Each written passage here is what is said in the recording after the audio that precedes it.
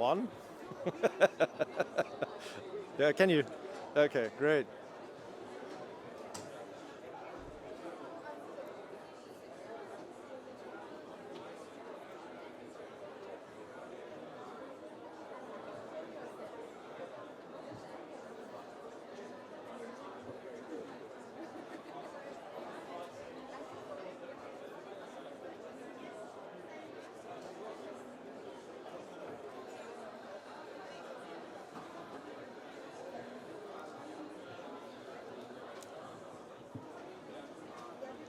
Well, good morning, people.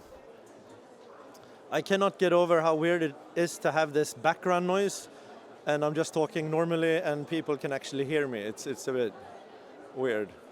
But it's a pleasure to see you here. We're, I don't know, is it day 6 of COP or 7 or 5? No, more than 5.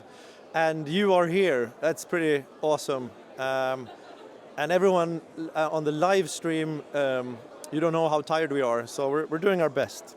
We're here to talk about seeding enterprise and enabling environment. And we have some exciting presentations coming up and announcements. But I wanted to frame it a little bit. Private sector makes up of 80% of the economy and workforce. It's very important to consider private sector not only as the funds that will come from the large companies, but actually seeding SMEs and enterprise on the local level.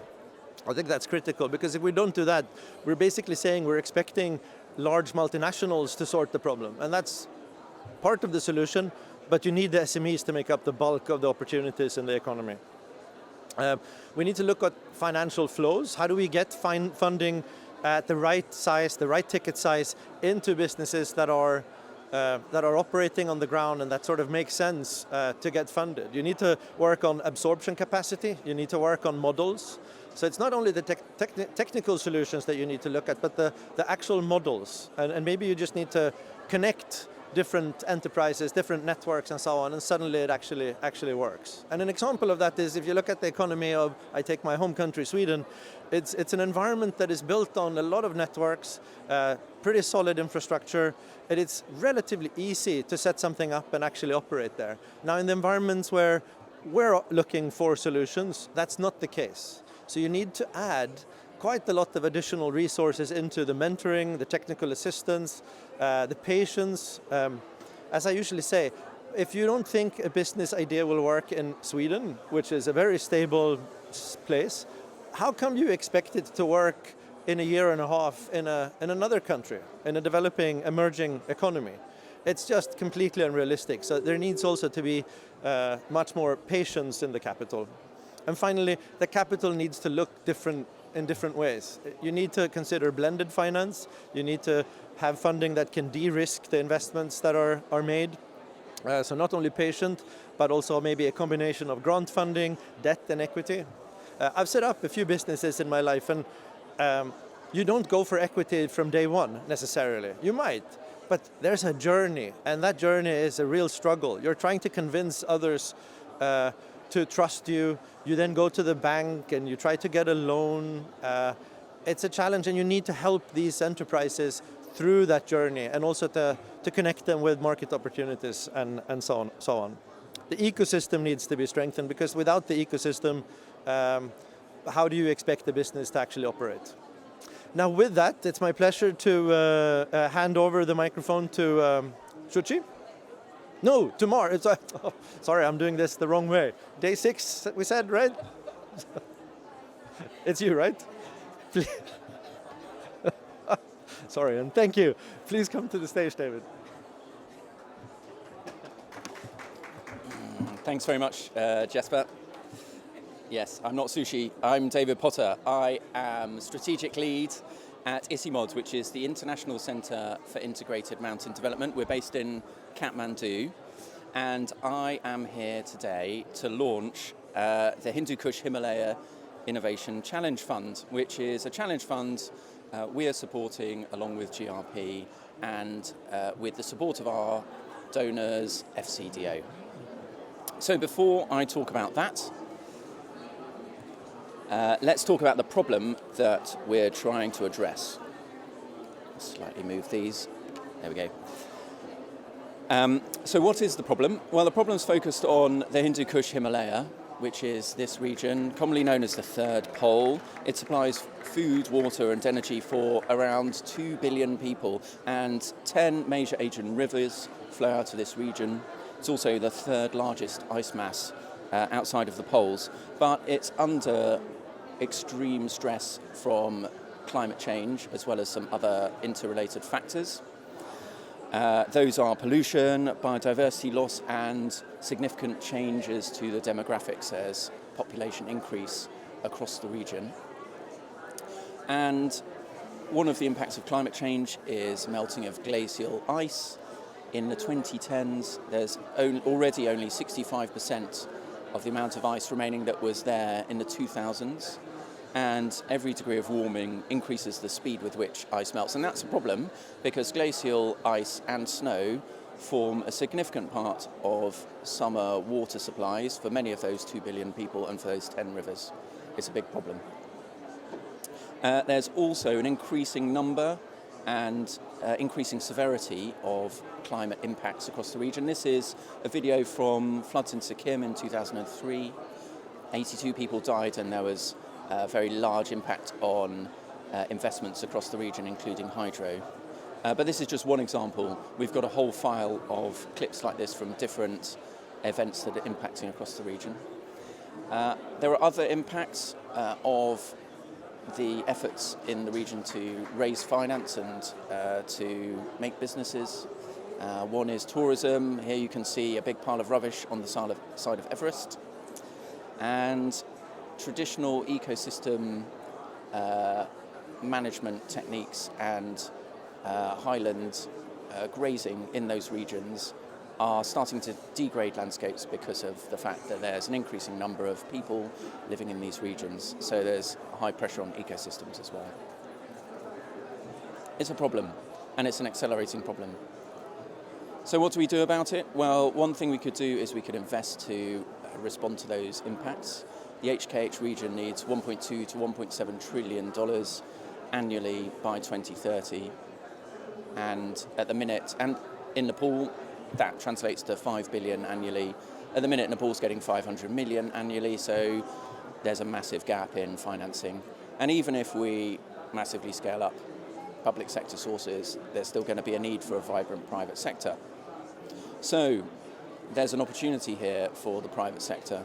And actually, there are already really good examples of vibrant, sustainable businesses in the region. For example, working on high-value products that can be harvested from the area, organic foods, sustainable tourism options, these kinds of things. They already exist up there, but at a small scale. There are also some really good examples of energy and water management businesses that are setting up to develop renewable and circular methods for dealing with those natural resources. And there's a recognition that we need more small businesses, start-up businesses, to continue this theme.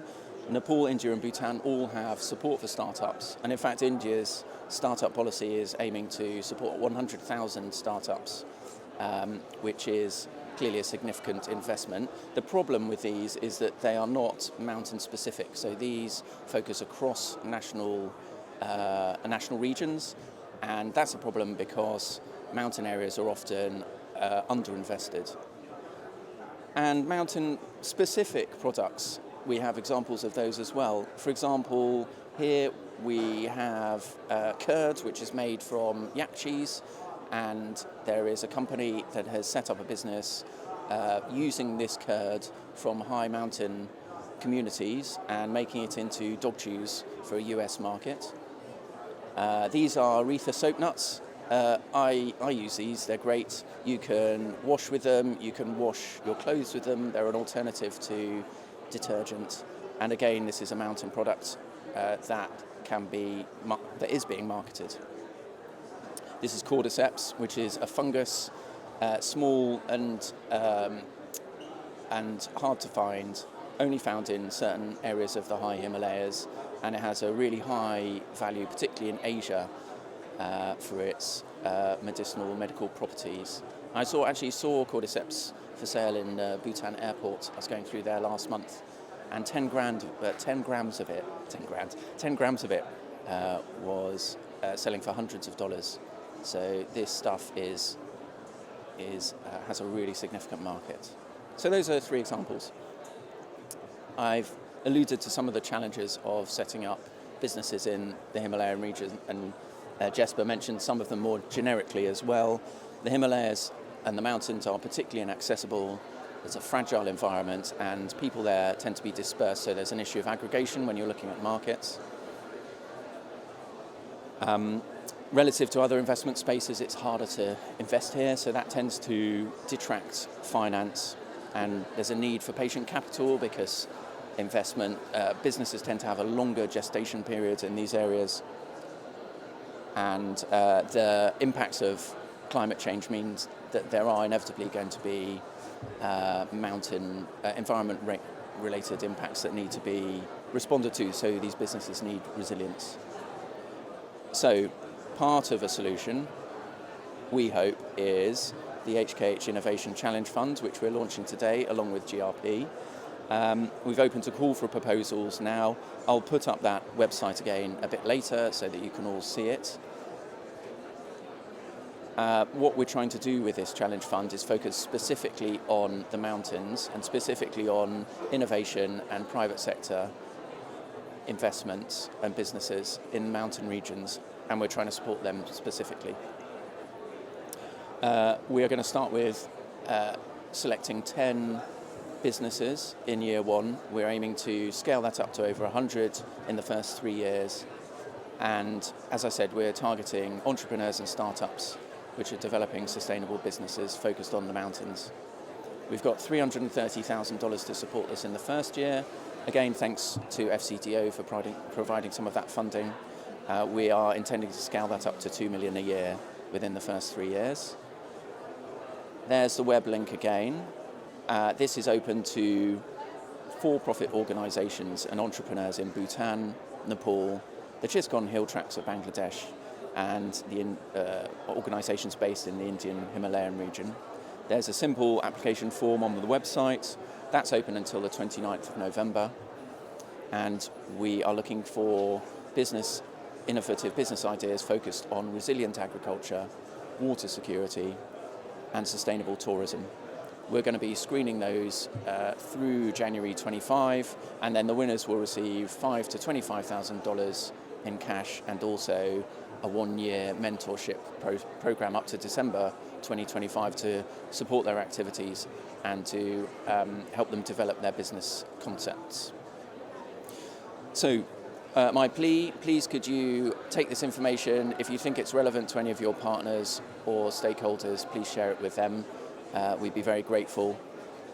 And if you are interested in supporting our activity more generally, you could sponsor a window, you could join our pool of expert mentors to help support startup businesses, or you could become one of our scaling and learning partners to help us scale this initiative up further. Okay, so that's it from me. I'll leave you with the slide with the web link on it and the details. Thank you very much.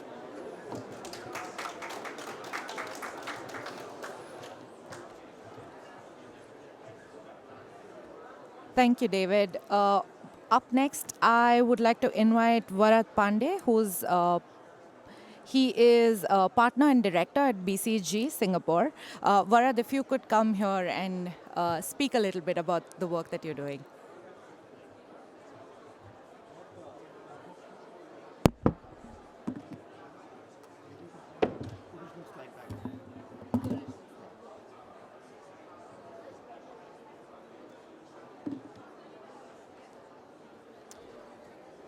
All right, great to be here, and congratulations, this fantastic endeavor. I'm actually from the Himalayas myself, so I'm delighted to see what you're putting together. And I was discussing with David before this, we are coming a little bit in your coattails. We have a very interesting call for solutions which we are putting together in another region of Asia, which is Southeast Asia. And we are focusing on the intersection of nature-based solutions and technology and AI. Maybe a word about Southeast Asia first. I know you're all broadly familiar with it, but really it is the fourth largest economy in the world if you take the 11 countries together.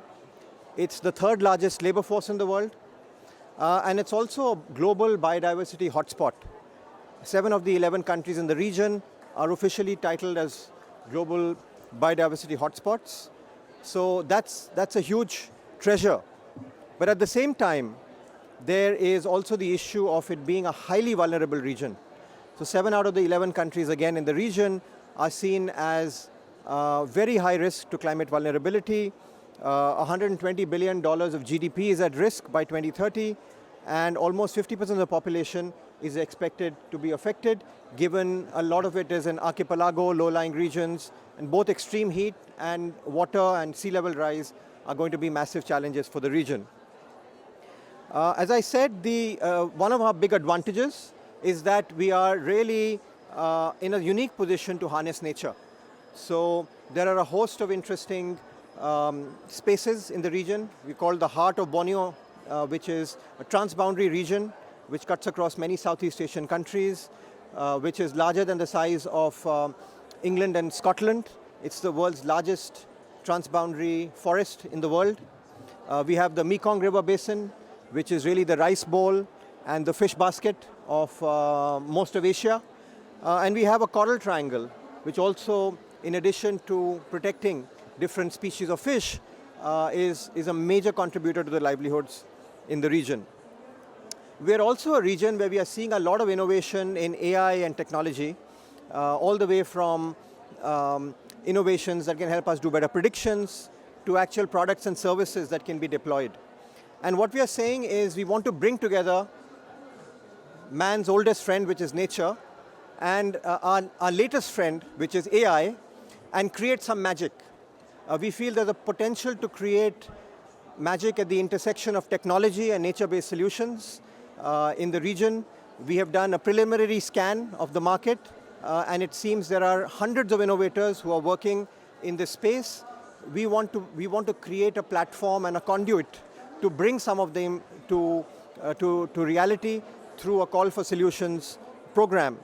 And so we are in the process of launching, in partnership with GRP, a Nature into Tech Solutions for Climate Adaptation call for solutions in Southeast Asia. We'll follow the GRP playbook, which is time-tested, around surfacing innovations, helping sharpen them through the combination of mentorship, seed funding support. We want to set the target of COP30 as a place where we can showcase some of these, given the focus of the next COP. And then we want to support them to scale as we go ahead. This is a joint effort. This is not just BCG's effort. This is a joint effort between WWF, Think City, which is an important think tank in our region, as well as BCG. And we are partnering with GRP to bring this to life. We have a good concept in place. We have some initial interest. And we are really looking for partners, anchor funder partners to come and join us, as well as others like in the same vein that was mentioned earlier, partners who can be put in sweat equity, put in mentorship support, etc., to get this off the ground. So unfortunately, I don't have a slide on it. For some reason, there was a problem with the slides, but I will share with you a link, and Shuchi, maybe you can circulate this later to the group, a link with all the details of this call for solutions, and we would very much welcome your partnership and support as we shape this and take this forward. Thank you very much.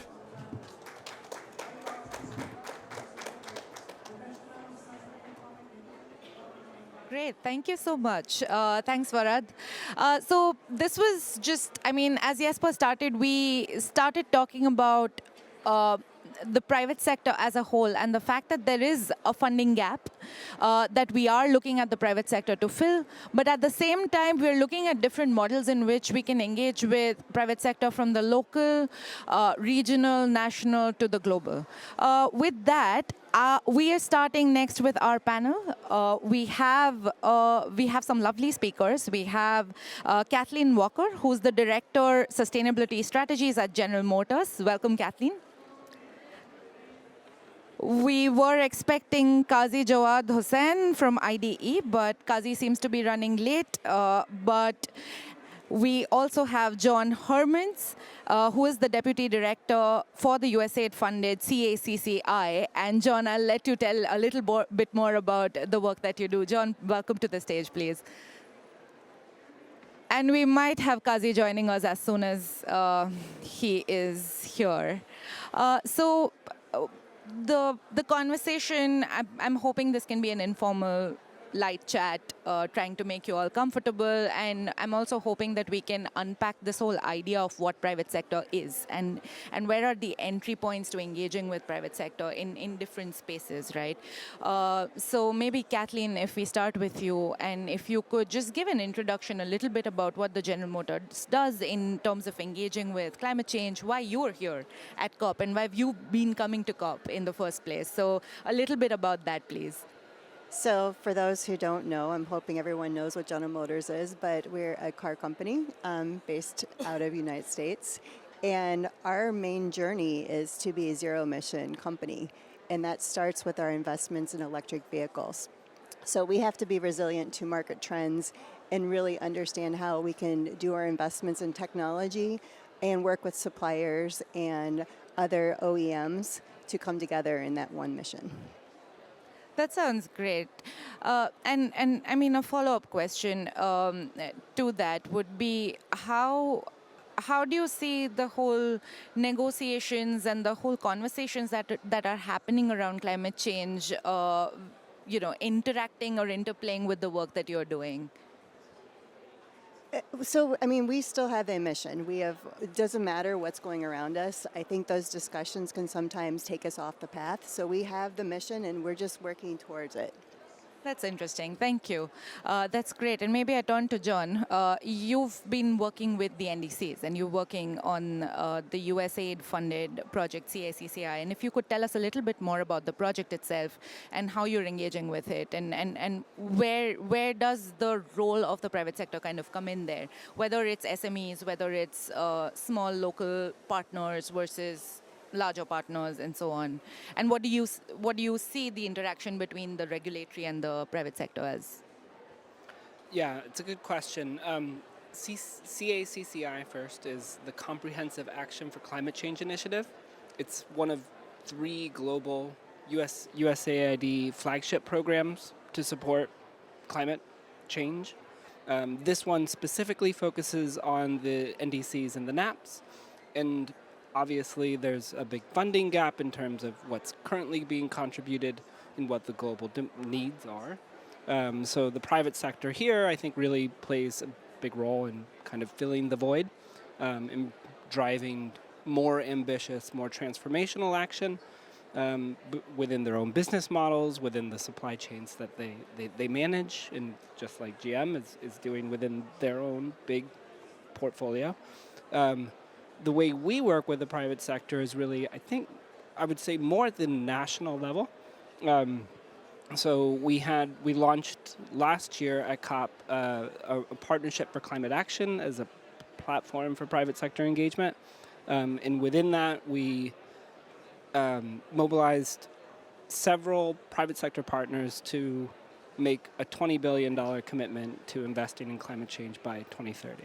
So right now we're working, for example, with Genesis Energy, which is a renewable energy developer in Africa, on building out their portfolio of projects, including, for example, recently they secured a PPA with our support in Zambia to develop a $90 million solar project. So it's incremental, but it's coming through things like that. So yeah, that's one of several examples that I could share, at least initially. Excellent. Thank you so much, John. We have Kazi with us. Kazi Jawad Hussain is from IDE. Kazi, welcome. You're right on time. The mic's right there on your seat. And if you could put on the headphones. Great. Thank you so much. Amazing. So we have our full panel here. Lovely to have you here. I'll give you some time to catch your breath. And maybe, John, follow-up question to you. In terms of the work that you're doing with the private sector, you have also been engaged in very initial stages of blended finance projects. And if you could tell us some reflections from the early lessons that you're gaining, what is it that is working out, what is it that isn't working out, and where are the pitfalls that people should avoid? Yeah, that's a good. Well, I'm glad you asked. I think we're excited to launch a recent series of activities in Jamaica with the Development Bank of Jamaica that is starting on developing their blue-green blended finance facility. It's one of the first, I think, in the region.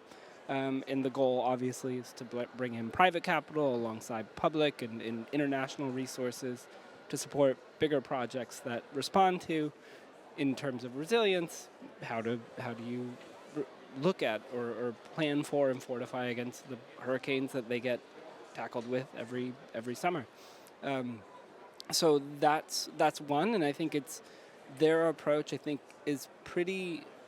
Well, it's not unique, I would say, but it is, I would say, ambitious in terms of really going after a lot of GCF, and then using not only international private capital, but also engaging their own national private sector community in fulfilling and investing in those projects that lead to resilience. So I think that's one. And I mean, the big thing that I've seen in Jamaica and in the region is that it's really, in terms of the enabling environment for investment, it starts from everything from the capacity needed, the personnel and the manpower or person power to develop the projects, and also the finance instruments.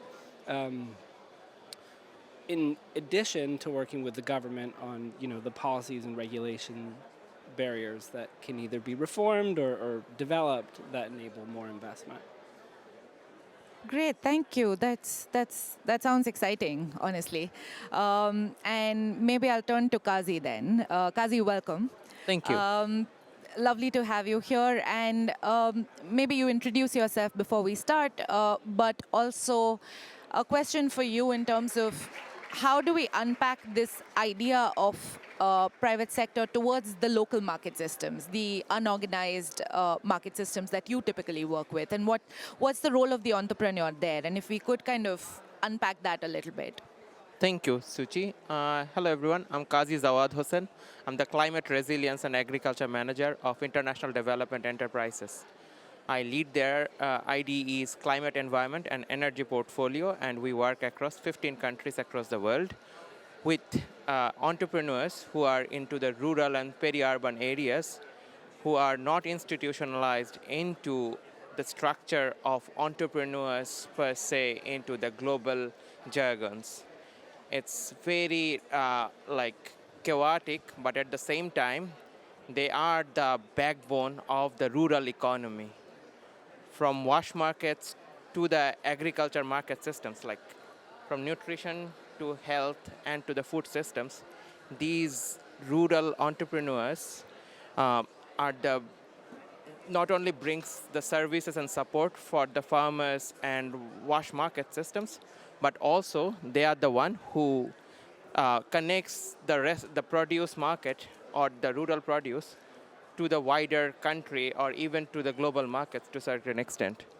So on that notion that what's their role into as an unorganized systems is that as the bottom of the strata of the economic pyramid, they ensured that the market signals that and market innovation that happens across the country or even outside, how NGOs, governments, and other private sector actors, services through the enabling market environment and conducive financial instruments are reached to the bottom of the pyramid and the communities that they need the most. That means if an innovation happens anywhere in the world, and how those climate enabling scenarios can play out to their local market systems, they are the one who early to adopt, refine, modify, and then make it sustainable enough that those innovations proliferate and hold on to those market systems. Suchi. Thank you. That's great, Kazi. Thank you so much. And maybe Kathleen, coming back to you, and since you're director of sustainability strategies, I wanted to understand a little bit about the reporting structures and the idea of where reporting stands and where we are at, and what more do we need to do with respect to reporting, say scope 3 emissions, and how do we really need to tackle those larger debates, and what are those debates even, consider a crowd of lay people you're addressing as a person who's in charge of it, and tell me more about it. So I feel like there's almost too much work going into reporting. I think there's too many right now directions of trying to satisfy his ratings and rankings, and we got CSRD, we got SEC climate rule, there's all these different things. I would like to back off and try to commonize things to lessen the reporting structure, because I want to start doing more action. When we spend all of our time, I have a huge team just on reporting.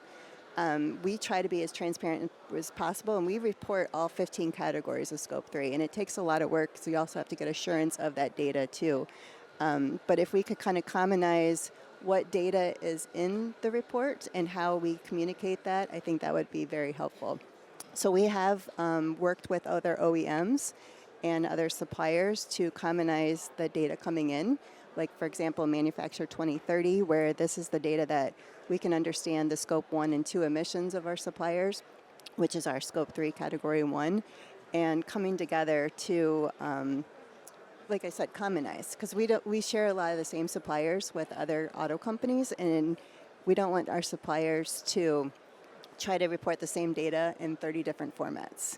It's just not getting the action done, because the bottom line is we want to have a better environment, and it's not worth the paperwork and the time that they do that. And maybe I'm a reporting nerd and I'm an evidence nerd. So maybe going back to Kazi and asking you a question around this idea of commonizing and harmonizing kind of also resonates with those of us who've been working on resilience, evidence, reporting, management. What are your reflections around the Market Systems Resilience Index, and how have you been working around bringing all of these, various parts of the market together into making sense of it, and how is sense making working out for you? So in our work in IDE, we have in last 40 years of developing market systems, we have seen markets in rural enterprises have been struggling a lot of understanding the systems perspective. That means there are certain signals into the markets that are positive, but at the same time, there are certain areas that needs improvement, and there is not enough accountability in terms of actionable data systems. So that's why we, in last 5 years, we have been developing a robust systems of gathering, understanding the connectivity of the market, how inclusive they are, what's the financial enabling environment, or what is the environmental notion regarding those markets. So on those data sets of implementing actionable insights, we have seen, let's say in mountainous Nepal region, we still have a lot of lack of access for women, and the market system also disenfranchised the smaller minority groups.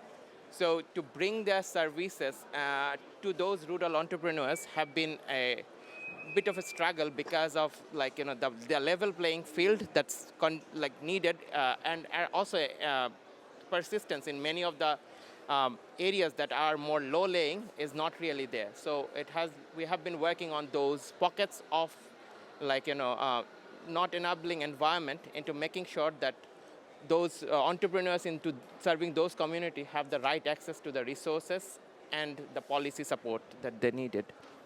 Thank you so much. We're reaching halfway of our panel, and I wanted to, before I get into my next round of questions, I want to also allow you to think a little bit, even as I get into my questions, if you have any questions for each other.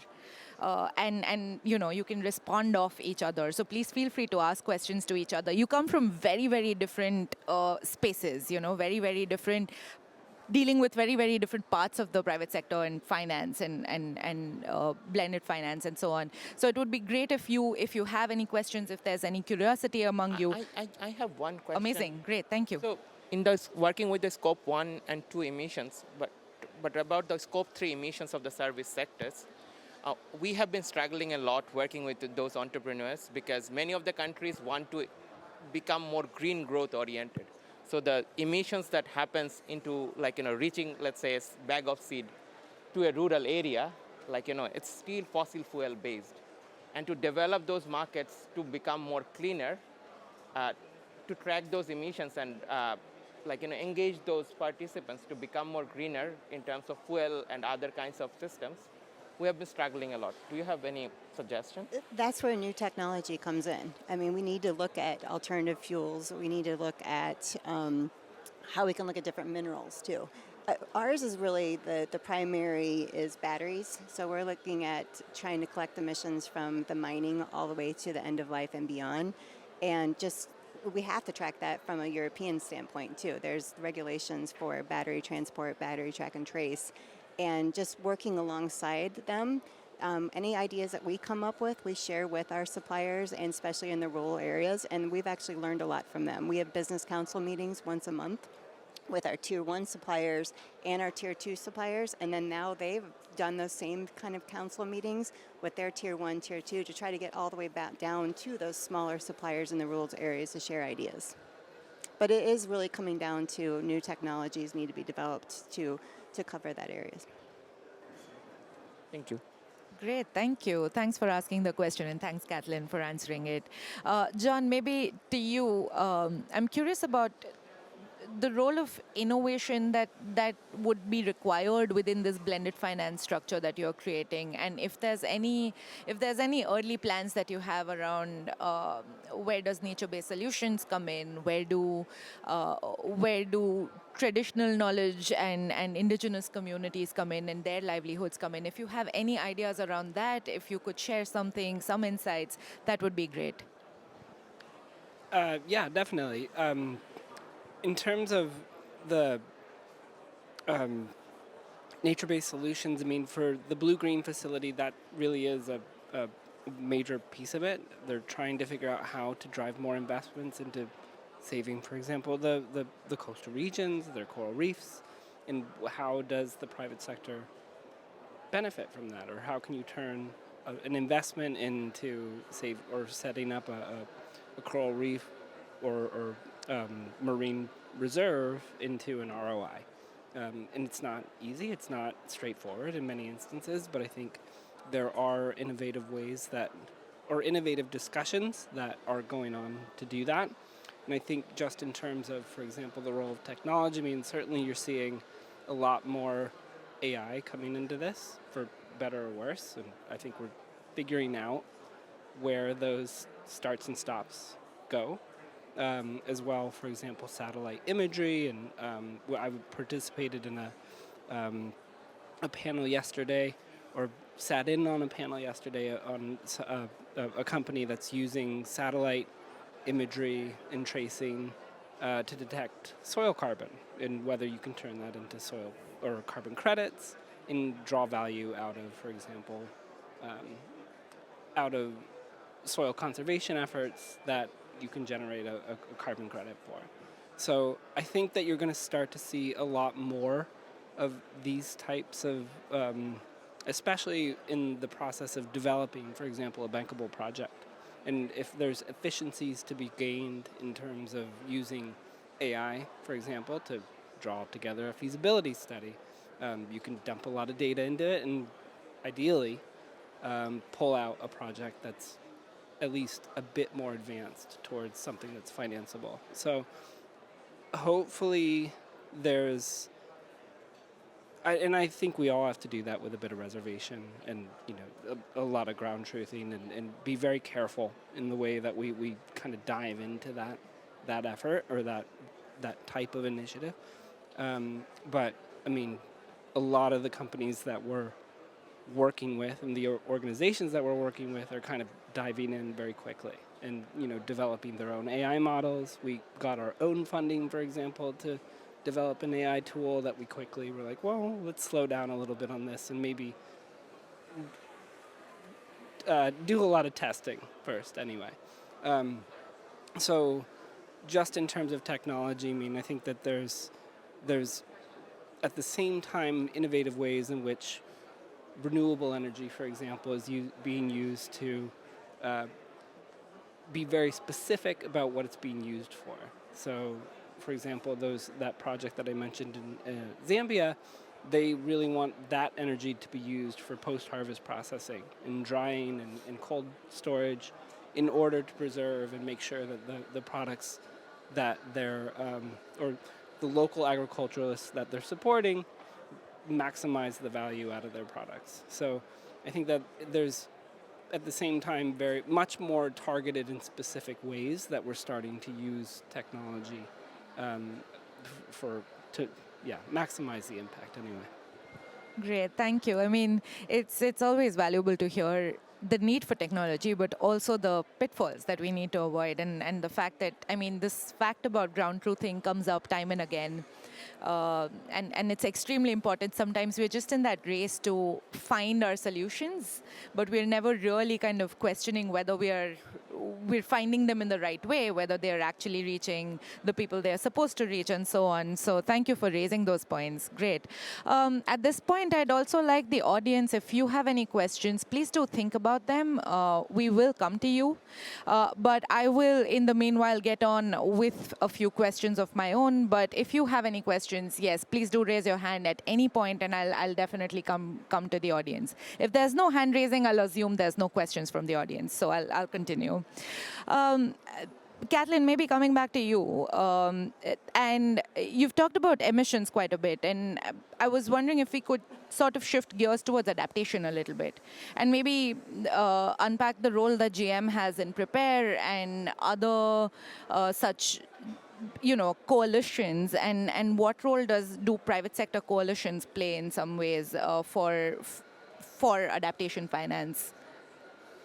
So I've only been in this newer role, leading sustainability, for about a week. Our CSO has elected to retire, so I am filling in for that. So I'm not as involved in the Prepare coalition, but we are involved in other coalitions that I've been engaged with for a long time, like First Movers Coalition.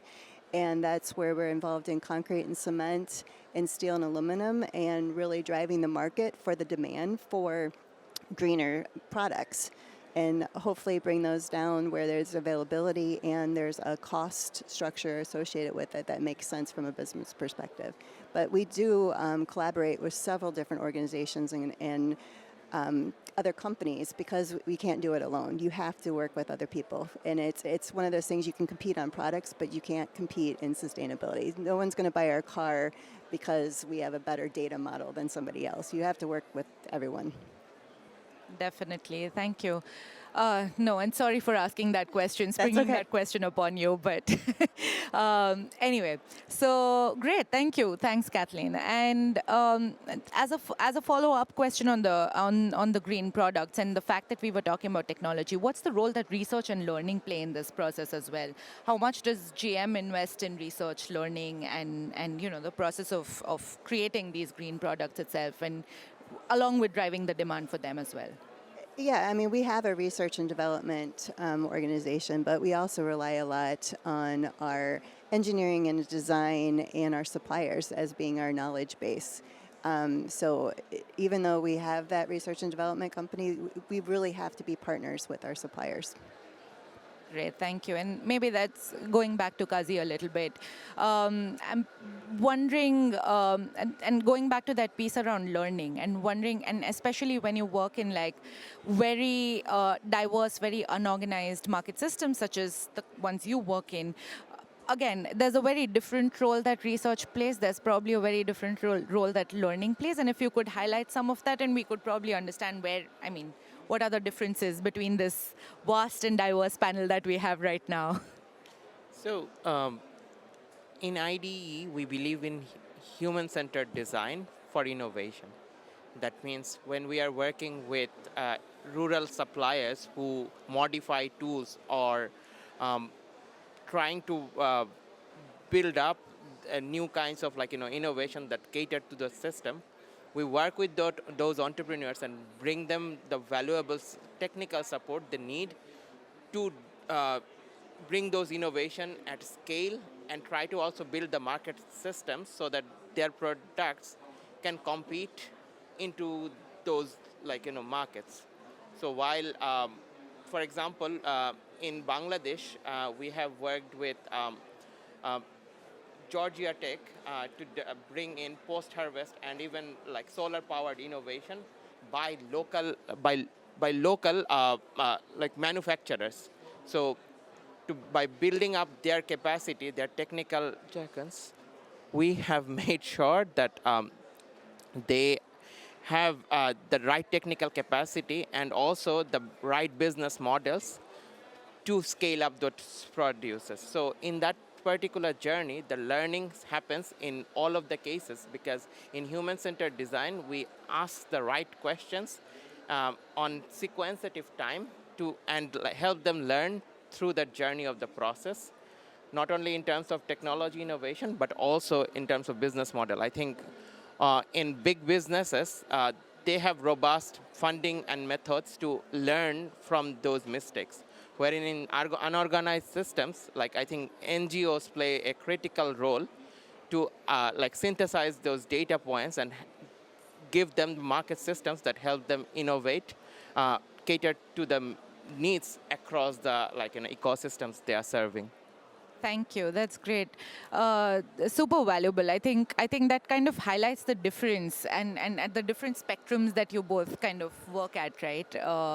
There's a very different private sector research, learning, innovation happening as opposed to the research, innovation, learning happening in the unorganized systems. And that's super valuable to understand the whole spectrum. And we have a few minutes for the audience. If there's any questions, we're happy to take some, or else I'll rattle on.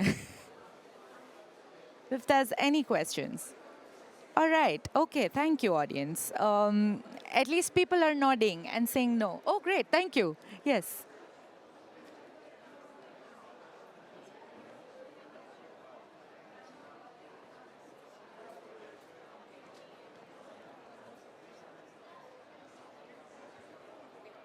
Test? Yeah. Thank you.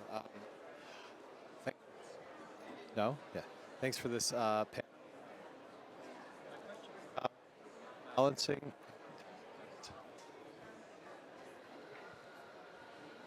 Thank you. Thank you for this very interesting discussion. I'm actually a colleague of Kazi. In full transparency, I work with IDE. My question is about balancing scale with locally adapted approaches. We want to scale. We want to find methods that are scalable, but at the same time, they need to be contextually appropriate.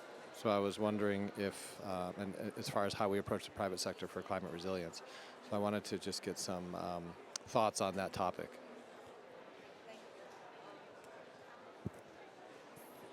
Thank you. Any of you want to take that?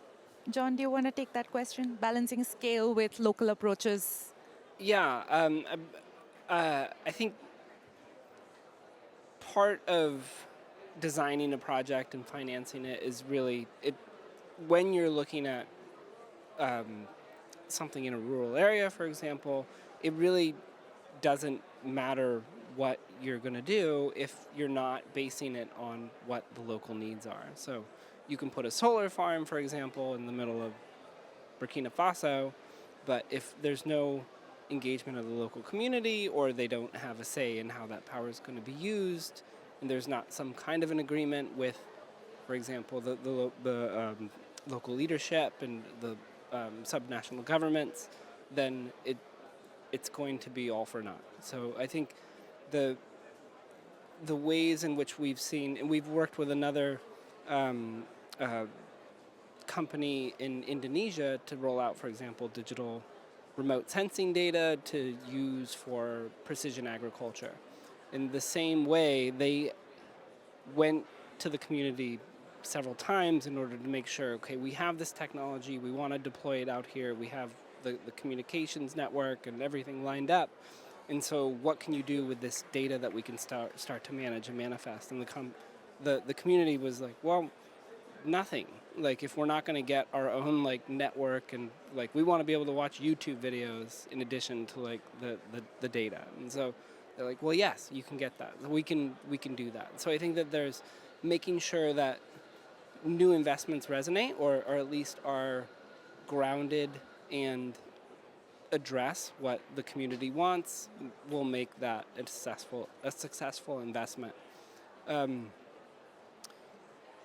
And I've seen more and more private sector developers start with local consultations in order to design a project, or take, for example, what the community is trying to do already and tailor their product or their investment towards what that's trying to do. So I think that there's increasing awareness that a successful investment starts with local engagement. Great, thank you. We have one more question, and I shall hand you the mic. Thank you very much. I'm from ID, and my colleague Kazi has already shared a lot of ID's experiences. But I do have some questions for maybe for other two, panelists to share, your experiences in Nepal, particularly, like. In Nepal, when we talk about creating an enabling environment for private sector, we feel we have a lot of challenges into that.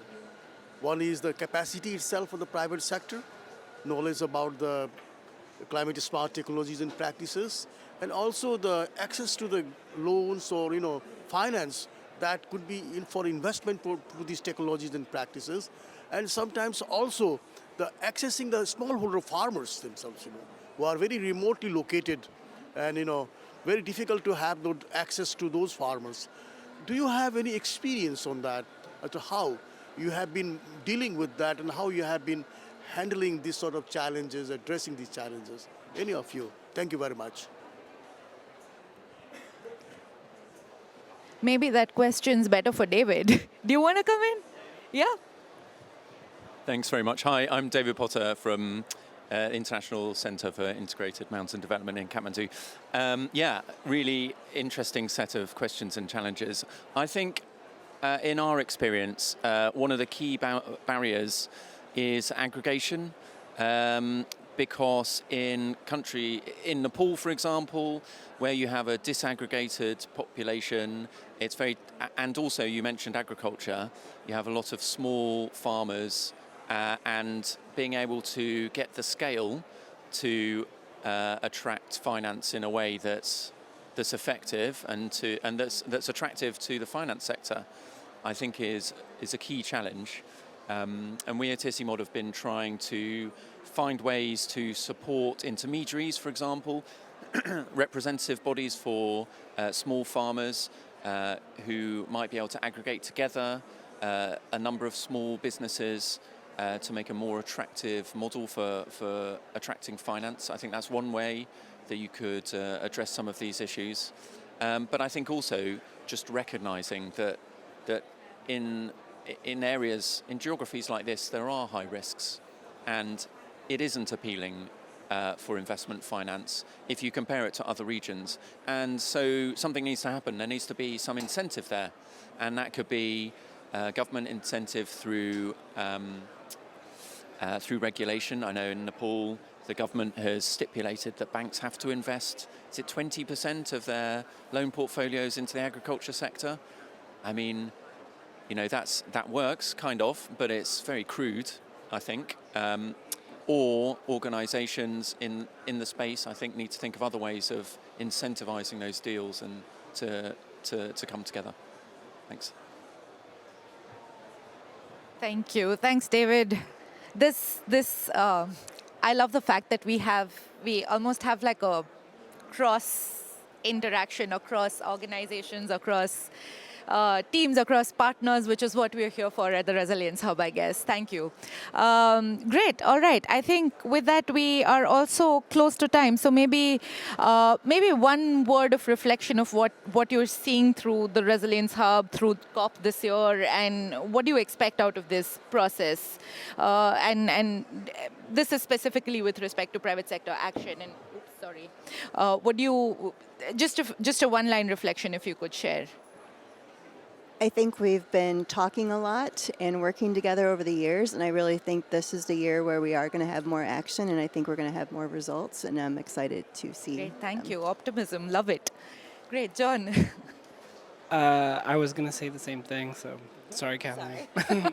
But just to nod to your mention earlier on, like, let's stop with, let's get to business and let's not get bogged down with reporting, for example. Great, thank you. Yeah. I think one of the lessons from me in this COP is that I've been listening a lot about regenerative agriculture scaling up, but the de-risking part that Asimov gentleman was talking is still needs a long way to go. So we need to focus and invest a lot on enabling environment in the local entrepreneurs. Thank you. Great, thank you. So risk, action, optimism. Yeah, nice to hear these points. We don't really have closing remarks, but maybe I'll sum up a little bit. It was great to hear from the panelists. First of all, thank you very much to all three of you to be here. And a round of applause. Thank you.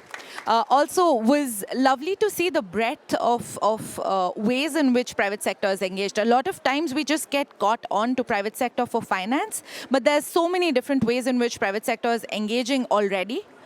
People are adapting already. People themselves are, playing the role of the private sector, the entrepreneur, and we often don't recognize that, which was evident in everything that David talked about with respect to the Himalayas, for example. So lovely to see that breadth, lovely to see all of you here, and lovely to see the role of innovation and optimism that kind of gets encompassed within this space of private sector action. So thank you very much for those of you who've been here, and thank you for a great and engaged audience that you've been. So round of applause for yourselves as well. Thank you.